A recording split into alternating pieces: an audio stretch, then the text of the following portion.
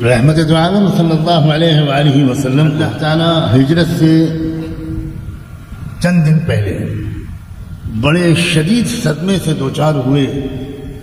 رحمت دو عالم صلی اللہ علیہ وسلم جب 3 دن کے فاصلے سے جناب ابو طالب اور حضرت خدیجہ ان دونوں کا انتقال ہو گیا.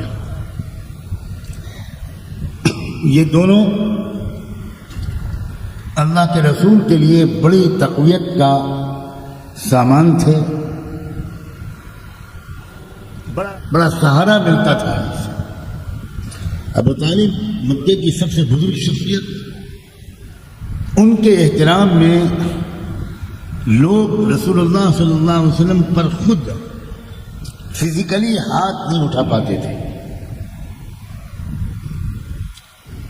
ایک سرپرستی اور حمایت بزرگانہ شفقت کے ساتھ ابو طالب کی اللہ کے رسول کو حاصل تھی.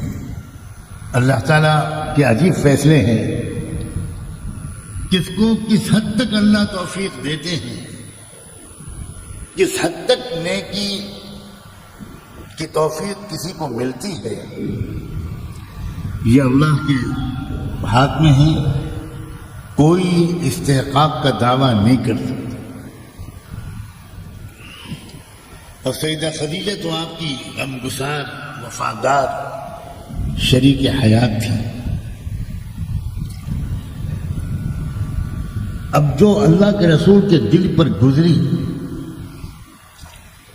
ان دونوں سہاروں کے اٹھ جانے کے بعد، اور وہ بھی اتنے کم وقفے میں، یاد رکھیں کہ ایسے حالات شاید اللہ تعالیٰ کی طرف سے اس لیے گزارے جاتے ہیں اپنے مقرب بندوں پر کہ اللہ تعالیٰ چاہتے ہیں کہ وہ جو ظاہری طور پر تھوڑی سی امید میرے علاوہ کسی اور سے ہے وہ بھی ختم ہو جائے، تاکہ یہ بندہ صرف مجھ سے امید رکھے، ہر طرف سے سہارے منقطع ہو جائے. اسی لیے شاید اللہ کے رسول کی دعاؤں میں سے ایک دعا یہ بھی ہے، اللہم یا سند من لا سند لا، اللہم یا رجاء من لا رجاء لا، انقطع الرجاء الا منک. اے اللہ جس کا کوئی سہارا نہیں، آپ اکیلے اس کا سہارا ہے. ایسے حالات گزارے جاتے ہیں کہ جب کوئی ایک بھی بندہ، کوئی مخلوق ظاہری طور پر حمایتی اور مددگار باقی نہیں رہ جاتی. اور اسی لیے آپ اس دونوں کے انتقال کے بعد آپ نے طائف کا سفر کیا، کیونکہ آپ یہ سوچتے تھے کہ مکے میں تو کوئی ہے نہیں، اب ابو جہل ہے، ابو لہب ہے، اس طرح کے لوگ ہیں، لیکن میں طائف جاؤں، دودھ کے رشتے سے وہاں میرا ننیحال ہے. جس خوش نصیب عورت نے آپ کو دودھ پلایا تھا، بی بی حلیمہ، وہ طائف کی رہنے والی تھی. تو آپ اس امید پر وہاں گئے کہ ابو طالب کا انتقال ہوا، وہ چچا تھے، حضرت خدیجہ گئی، وہ بیوی تھی، وہاں چلا جاؤں، شاید ان کو خیال ہو کہ میرا بھانجا تو ہے جس نے مجھے دودھ پلایا تھا، کوئی ان کا بھائی ہوگا، وہ مجھے اپنا بھانجا سمجھ کر شاید کچھ نرم رویہ اختیار کر لے. اللہ اکبر. لیکن اللہ کا منصوبہ تو کچھ اور تھا.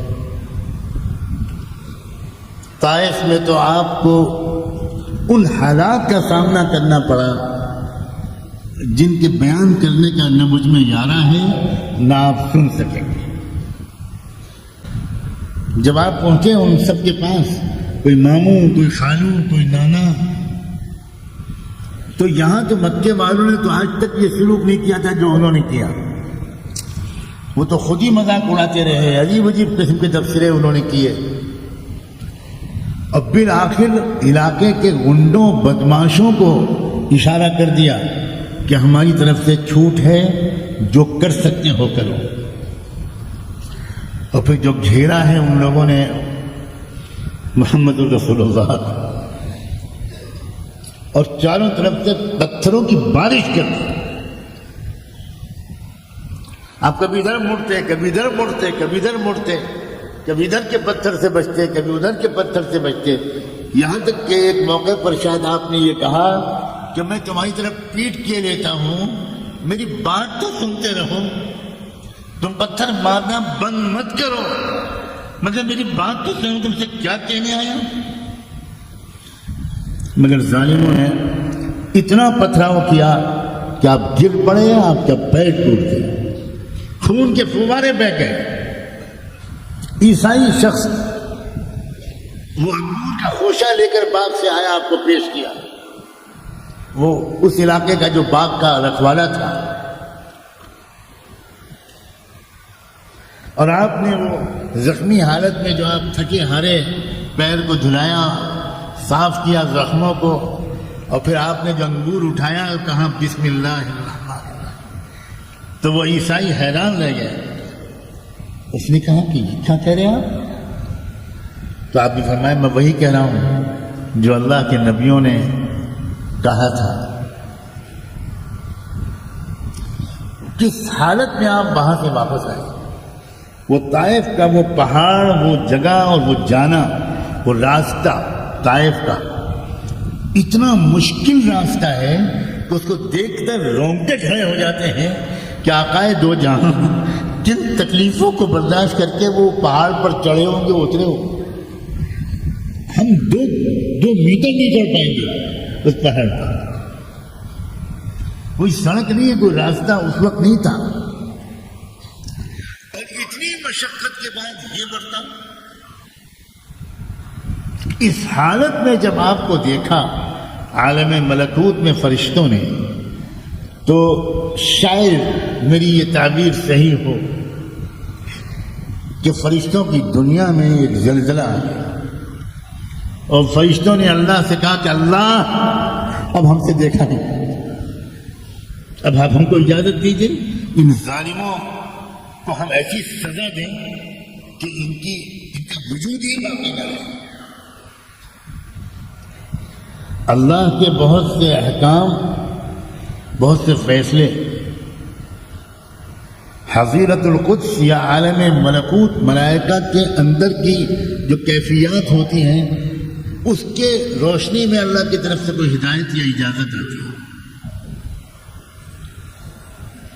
ایسا لگتا ہے کہ فرشتوں کی اس وقت کی جو کیفیت تھی اس کی رعایت کر کے اللہ نے اجازت دے دی کہ جاؤ, میری طرف سے اجازت ہے کہ تم ان بدبختوں کو سب کو چن چن کر ہلاک کرو, ایک نہ بچے ہو, میری طرف سے اجازت ہے. مگر ایک بات کا خیال رکھنا, معاملہ محمد کا ہے تو عذاب کی کارروائی شروع کرنے سے پہلے اس سے بھی پوچھ لینا محمد کی کیا رائے ہے. اللہ اکبر. مجھے نہیں معلوم کہ کبھی کسی اور فیصلے میں بھی اللہ نے ایسا انداز اختیار کیا. نوح علیہ السلام کی قوم کو عذاب دینے سے پہلے کیا اللہ تعالیٰ نے یہ کہا تھا کہ نوح سے پوچھ لینا؟ حضرت لوط علیہ السلام کی قوم کو عذاب دینے سے پہلے کیا فرعون کو غرق دریا کرنے سے پہلے یہ کہا تھا کہ موسیٰ سے پوچھ لینا؟ یہ مقام شاید صرف رحمت للعالمین کا تھا. ایسا لگتا ہے کہ اللہ فرشتوں کو بتانا چاہتے ہوئے کہ دیکھو تم اس وقت بہت جلال میں ہو, میں تم کو منع نہیں کرتا, لیکن تم بہت کچھ جانتے ہو, اس کے باوجود میرے محبوب کے اخلاق کو تم بھی نہیں جانتے, تم بھی نہیں سمجھتے کہ میں نے رحمت للعالمین کا لقب کیوں دیا. جاؤ خود جاؤ, میں نہیں منع کروں گا. چنانچہ وہ مجھے لگتا ہے کہ محو حیرت ہو گئے ہوں گے فرشتے جب وہ حاضر ہوئے اور انہوں نے آ کر اللہ کے رسول سے کہا کہ اللہ کے رسول آپ کے ساتھ یہ جو ہوا ہے یہ برداشت کے لائق نہیں ہے، ہم نے اللہ سے جو اجازت لے لی ہے، ہم آئے ہیں دونوں پہاڑوں کے بیچ میں، ان طائف والوں کو پیس کر رکھ دیں گے، ایک کے نام و نشان باقی نہیں رہے گا، مگر اللہ نے یہ کہہ دیا ہے کہ آپ سے پوچھ لینا۔ حضور نے آسمان کی طرف چہرہ اٹھایا، کہا اگر اللہ نے میری رائے پر موقوف رکھا ہے تو اللہ میں آپ سے کہتا ہوں آپ نے مجھ کو لعنت بھیجنے والا، عذاب دلوانے والا نبی بنا کر نہیں بھیجا ہے، آپ نے مجھ کو رحمت للعالمین بنا کر بھیجا ہے۔ اللہ ان کو فرشتوں کو واپس بلا لیجئے، میں انتظار کر لوں گا، اگر یہ لوگ نہیں تو انشاءاللہ آئندہ ان کی اولادوں میں تو کوئی تو مجھے پہچانے گا۔ اور حضور کا گمان اتنا درست ہوا کہ اسی طائف کے علاقے کے ایک فرد کے ذریعے سے یہ پورا بر صغیر ہند و پاک، یہ نیپال، یہ سری لنکا، یہ بنگلہ دیش، یہ پاکستان، یہ انڈیا، یہ سب جو اسلام لایا ہے اس کے پیچھے اسی قبیلے کے ایک فرد کی محنت ہے، انہی لوگوں کی اولاد ہے جن کے ذریعے سے ہمیں کلمہ پہنچا۔ الصلاۃ والسلام علیک یا سیدی یا رسول اللہ۔